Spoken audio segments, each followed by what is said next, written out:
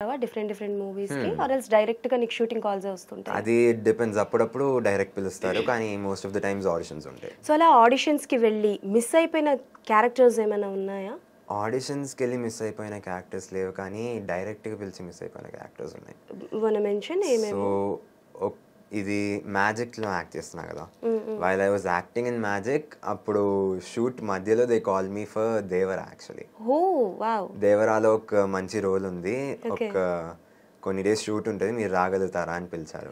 అంటే దేవరా అంటే ఫర్ ఎన్టీఆర్ గారి చైల్డ్ వర్షన్? అంటే దాంట్లో రోల్ ఏంటని కరెక్ట్గా స్పెసిఫై చేయలేదు, బట్ దాంట్లో ఒక రోల్ ఉందని చెప్పి టీం నుంచి కాల్ వచ్చింది. ఓకే, కానీ అది చేయలేకపోయాను. అరే దేవరాలో మిస్ అయిపోయాను.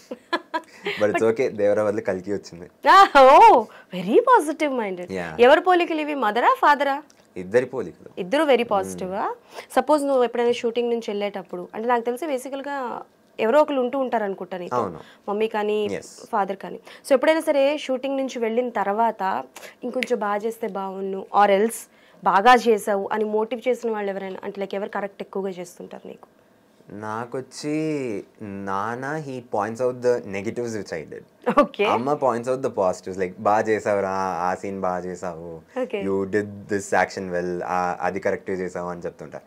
నాన్న పాయింట్స్ అవుట్ లైక్ నువ్వు ఇక్కడ కొంచెం స్లిప్ అయ్యావు, అక్కడ లైట్ స్టార్ట్ అయ్యావు, అట్లా నాన్న చూసుకొని he helps me improve.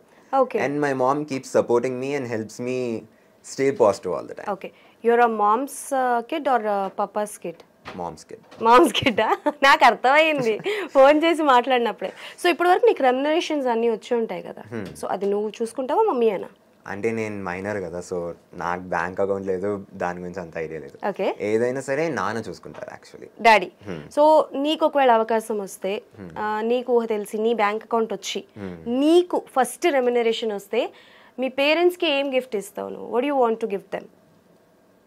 I want to gift my mom a sari or some kind of jewelry, ఒక నెక్లెస్ అయినా సరే అట్లా something. Okay, and I love to gift my dad either ఒక కొత్త బైక్ అయినా సరే or new clothes for him to wear, either like a dhoti and a shirt, and I'd like to see them happy. ఎందుకంటే no matter what a gift is, the best thing is seeing your parents happy. Hey, that's true.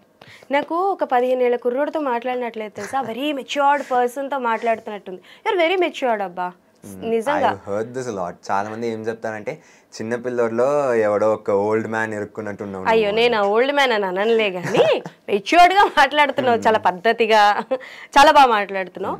So అంటే like ఎలాగో ప్రభాస్ గారు అంటే చాలా ఇష్టం అంటున్నావు కాబట్టి, ఈ షూటింగ్ పీరియడ్లో ఎప్పుడైనా లైవ్లీ కలిసావా ఆయన్ని?